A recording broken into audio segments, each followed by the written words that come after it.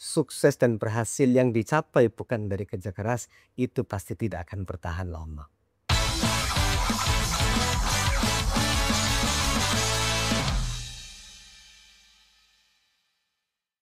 Assalamualaikum warahmatullahi wabarakatuh. Selamat sore sahabat dakwah. Selamat datang di podcast Rumi, ruang untuk mencari inspirasi.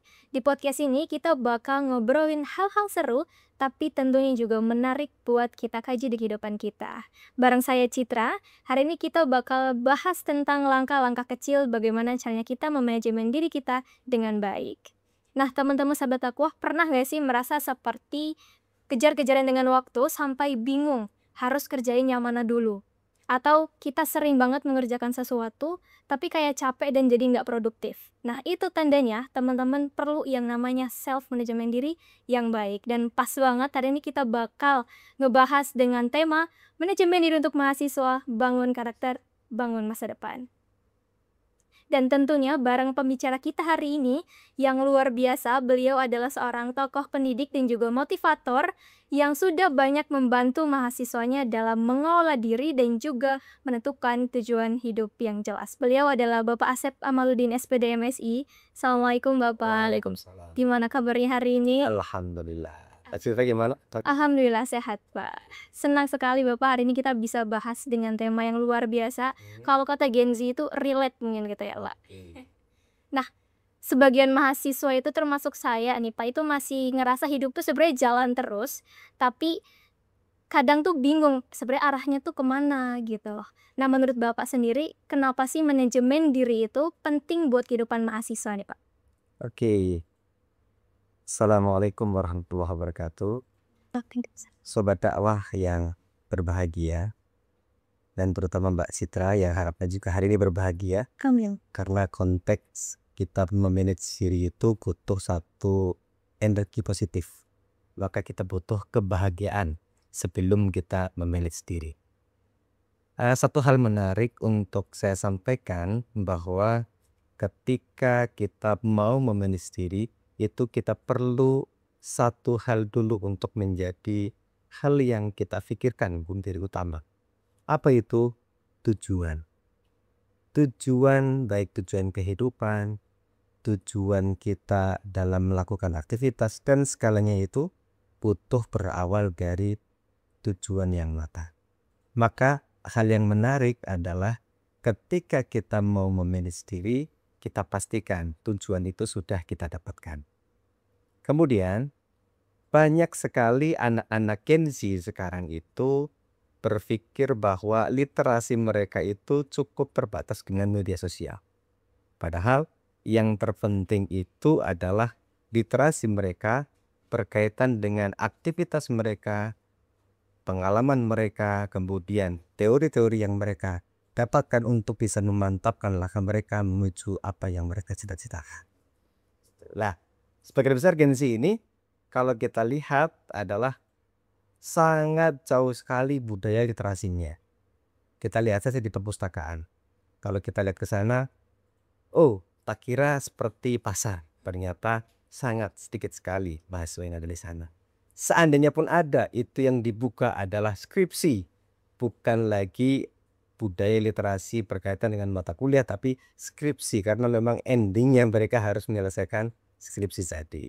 Itu. Sehingga perlu kita siapkan dari sekarang, mengembalikan budaya yang dulu dari awal sering dikembang-kemburkan zamannya Bung Karno itu. Silahkan kalian pengen mencoba untuk bergerak, maka carilah ilmu.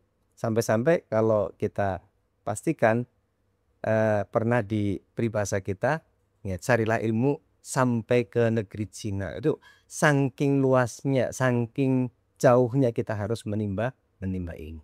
Jadi begitu konsepnya, Kak Cita. Berarti sangat penting sekali ya Sobat Dakwah manajemen diri itu, karena kan sebenarnya hidup itu sebuah perjalanan ya Pak. Itu Betul. bukan balapan, kita harus tahu apa yang sebenarnya ada dalam kendali kita. Nah, Pak, aku juga mau tanya lagi soal seberapa pengaruh manajemen diri itu bagi kesuksesan pribadi. Apakah itu sebuah kunci utama untuk mencapai kesuksesan seorang mahasiswa gitu? Seberapa jauh dan seberapa berpengaruh? Orang yang memiliki satu manajemen diri yang baik, maka dia tentu punya target. Punya target dan dia punya tahapan yang jelas. Makanya penting sekali seorang mahasiswa itu menyiapkan dirinya dengan beberapa tahapan. Seperti yang saya sampaikan, bahkan peribahasa, saya ingin menjadi orang yang seperti air yang mengalir. Itu saya tolak di bahasa itu. Kalau saya berharapnya adalah seperti air mancur. Kenapa? Semakin tinggi tekanannya, semakin kuat tekanannya, semakin tinggi pula jangkauannya. Itu menandakan bahwa kerja keras, kemampuan itu berbanding lurus dengan apa yang akan dihasilkan. Seperti manjada wajada. Walaupun kadang-kadang orang yang tidak punya rencana sekalipun, orang yang tidak punya manajemen sekalipun, kadang-kadang ada yang Allah kasih, itu sukses, itu berhasil. Tapi ingat, sukses dan berhasil yang dicapai bukan dari kerja keras, itu pasti tidak akan bertahan lama. Ya, seandainya pun lama, itu pun pasti tidak akan membuat dia puas. Karena sejatinya bukan itu yang mereka dapatkan dari apa yang mereka upayakan dengan segenap tenaganya. Gitu. Tekad itu menjadi satu kunci bahwa semuanya akan bisa diraih dengan sungguh-sungguh. Begitu Mbak Citra. Masya Allah sekali ya Sobat Dakwah, tadi sebenarnya kesuksesan itu sebenarnya butuh yang namanya konsistensi yang terus-menerus dijaga dan bukan soal keberuntungan aja gitu ya Pak. Tapi kadang kita untuk memulai sebuah konsistensi itu kan susah ya Pak. Kita sudah membuat target misal Senin sampai Minggu kita ini dan itu. Tapi di hari Senin kita udah semangat. Tapi dari Rabu, Jumat, dan seterusnya itu semangatnya jadi turun. Nah ada nggak sih tips melatih disiplin dan juga konsistensi tapi kesannya nggak bikin keras sama diri sendiri gitu Pak? Jadi ada satu tip ya yang menarik untuk bisa dilakukan. Maka kalau kita sudah punya satu perencanaan diri yang bagus, maka buatlah perencanaan diri itu dalam satu konsep map. Konsep map itu adalah langkah-langkah karir yang akan kita capai. Dan itu kalau bisa kita buat yang menarik, ya kemudian dilaminating, di figura, dipasang di kamar.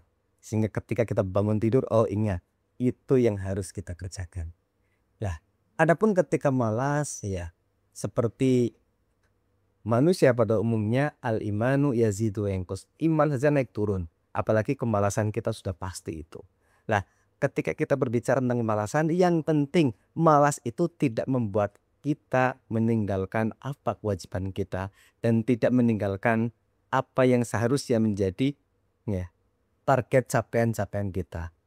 Ya manusiawi kok rasa malas itu. Tetapi ketika itu membuat kita akhirnya tidak mampu untuk berbuat yang kita rencanakan, itu berarti kita sudah terlena dengan kemalasan tentu. Nah, maka butuh satu yang namanya the power of dream ya. Kekuatan yang muncul benar-benar dari bagaimana kita mencapai impian. Karena lihat, kita masih bersyukur bahwa kita memiliki fisik yang lengkap dibandingkan dengan saudara-saudara kita yang lain yang mungkin ada di Palestina, yang tidak lengkap tangannya, kakinya dan seterusnya, ataupun ya saudara-saudara kita yang terlahir dengan kondisi cacat. Kita sangat bersyukur itu, dan mereka pun saya yakin mereka punya niat, punya tujuan untuk bisa sukses dan berbahagia dengan dirinya dan keluarganya. Maka kalau kita masih bermalas-malasan, kemudian masih belum mampu untuk menguasai kemalasan kita itu, kita kalah dengan anak-anak yang ada di Palestina dan seterusnya. Mereka sudah dari awal mendengar begitu seolah-olah kayaknya kok mimpi mereka terkubur, padahal mereka juga masih punya mimpi itu. Dan itu mereka perjuangkan dengan semaksimal mungkin untuk bisa menjadi yang terbaik, walaupun sekali lagi mereka harus menerima takdir mereka bahwa setiap saat harus berbenturan dengan bom dan seterusnya. Tapi mereka masih banyak yang punya impian untuk bisa sukses gitu. Itu yang bisa saya gambarkan. Sekali lagi, the power of dream itu menjadi salah satu kunci bagaimana orang bisa memanage dirinya. Karena sebenarnya kalau kita lihat dari manajemen diri itu ada 5 aspek sebenarnya yang harus kita atur. Nah, 5 aspek itu ada berawal dari kita mengatur waktu, kemudian mengatur emosi, kemudian mengatur perilaku kita, kemudian mengatur kemandirian kita, dan mengatur pengambilan keputusan kita. Kalau kelima hal aspek itu bisa kita atur dengan baik, maka niscaya manajemen diri akan bisa ditangani dengan baik oleh orang tersebut. Itu Mbak Citra. The power of dream. Oke, keren sekali ya Sobat Dakwah. Sebenarnya memang perlu perubahan itu perlu yang namanya sadar dan juga sabar. Sama kayak kita nyiram tanaman, itu harus rutin, pagi, siang, nggak adanya sekali banjir terus kita berharap langsung panen kan enggak gitu ya Pak. Nah tapi di sebagian mahasiswa, lingkup mahasiswa nih Pak di kampus, kan sering merasa kita insecure. Orang udah mencapai titik sukses mereka duluan, udah wisuda duluan dengan IPK yang cum laude misal gitu ya. Itu kan tumbuh yang namanya insecure kayak, ah aku kayaknya nggak bisa kayak dia, aku biasa aja gitu. Nah dari Bapak sendiri ada nggak caranya biar kita itu membangun pola pikir nggak nyerah sama diri sendiri, nggak ngebanding-bandingin diri kita dengan orang lain, dan fokus sama proses kita sendiri gitu? Ya, sebagian besar mahasiswa atau sebagian besar para remaja itu kadang-kadang kalau melihat temannya sukses, itu mereka gelisah.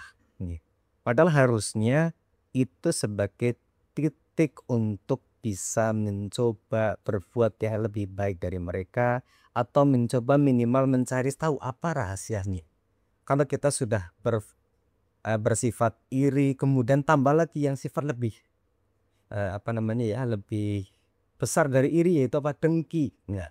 Seolah-olah pengen kenikmatan itu pindah kepada dirinya, itu salah besar. Itu akan membuat konsep dirinya akan tidak jelas, karena seolah-olah hidup pada bayangan orang lain.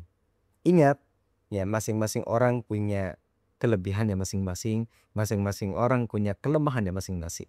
Tinggal kelebihan dan kelemahan itu diatur sebagaimana mestinya supaya kelebihannya itu bisa muncul dan kelemahannya bisa sedikit demi sedikit ditutupi, dikurangi. Syukur-syukur kelemahan itu menjadi satu titik pacu untuk bisa terus berbuat yang terbaik. Sehingga kalau sudah berpikir semacam itu, saya kira sudah tidak ada lagi insecure. Oh, dia pantas memiliki IPK sekian. Ya, dia punya cita-cita begini. Ya pantas karena dia sudah melakukan ini. Kalau saya belum, berarti saya kejar yang lain. Setiap orang itu jangan mau sama dengan yang lain. Kalau bisa, kalau dia punya keunggulan yang berbeda dengan orang lain, disitulah satu titik dia akan bisa meraih kesuksesan yang lebih dari orang lain tadi. Kalau semuanya sama, orang semuanya harus IPK-nya tertinggi misalnya 3,9 atau 4 semuanya, ya nanti tidak ada artinya nilai 4 kalau semuanya dapat IPK 4 gitu. Kalau semuanya IPK-nya 3,9, tidak ada artinya kalau semuanya nilai 3,9. Maka berkaitan dengan hal itu, silahkan cari ketika lemah di sisi yang lain, tutupi dengan kelebihan di sisi yang lain juga. Sehingga itu akan menimbulkan satu pemikiran positif bahwa saya bisa sukses dari apa yang saya punya, the passion, passionnya itu gitu. Memang penting sekali untuk manajemen diri dan punya yang namanya grow mindset gitu ya Pak. Karena kita jangan terlalu fokus orang lain sudah sampai mana, tapi kita juga harus fokus sama diri sendiri, kita sudah lebih baik atau belum dari hari kemarin. Nah, teman-teman sahabat dakwah di rumah nih udah mungkin sudah punya pemikiran untuk memanajemen diri dia. Nah, ada nggak sih tips yang ringan tapi efektif buat mahasiswa terutama ya, untuk membangun kebiasaan baik sehari-hari gitu? Sebenarnya hanya ada 3 kunci untuk bagaimana membuat kita terpacu untuk bisa memanage diri supaya kita juga mampu bersanding, berkompetisi dengan mahasiswa yang lain. Kunci yang pertama adalah tetapkan tujuan. Tujuannya harus tetap. Kemudian yang kedua, komitmen, kalau bahasa kitanya adalah istiqomah. Komitmen atau istiqomah. Kemudian yang ketiga itu yang ketiga itu jauh lebih penting adalah ubah mindset bahwa yang dulunya tidak mungkin, tidak bisa, itu diubah menjadi saya bisa. Itu masih punya kesempatan untuk bisa merubah paradigma yang ada bahwa kita ya tidak mampu untuk melakukan itu. Bahkan satu hal yang menarik dari satu filmnya Three Idiot itu ya, itu all is well ya, semuanya akan baik-baik saja. Ketika kita mencoba dengan tantangan apapun, la yukallifullahu nafsan illa wus'aha. Allah akan menguji seperti apa kemampuan kita. Ketika ternyata kita tidak mampu, ya, Allah pun tidak akan menguji dengan sisi itu. Tapi ketika Allah uji berarti kita mampu. Kita pengen lebih kuat, Allah kasih ujian. Setelah lolos dari ujian, pasti kita mencapai itu. Tinggal kita mau bersusah payah apa tidak menghadapi ujian itu, sehingga kita bisa naik kelas atau bisa sukses terhadap apa yang kita cita-citakan. Gitu. Masya Allah, keren sekali ya Sobat Dakwah. Tadi sudah disempil di tips-tips yang ringan tapi efektif buat kita membangun kebiasaan baik sehari-hari. Keren sekali, dari awal kita sudah ngomongin soal manajemen diri gitu ya Pak. Dan memang benar ya bahwa mau jadi apa kita nanti itu ditentukan dari bagaimana kita mengelola diri hari ini. Dan bukan orang lain yang harus berubah dulu, tapi memang kita yang harus belajar untuk menata. Terima kasih Bapak Asep atas insight-nya hari ini. Benar-benar luar biasa dan menambah pengetahuan buat kita, kepercayaan diri buat kita, buat lebih aware sama manajemen itu sebenarnya penting gitu ya Pak. Terima kasih sekali lagi.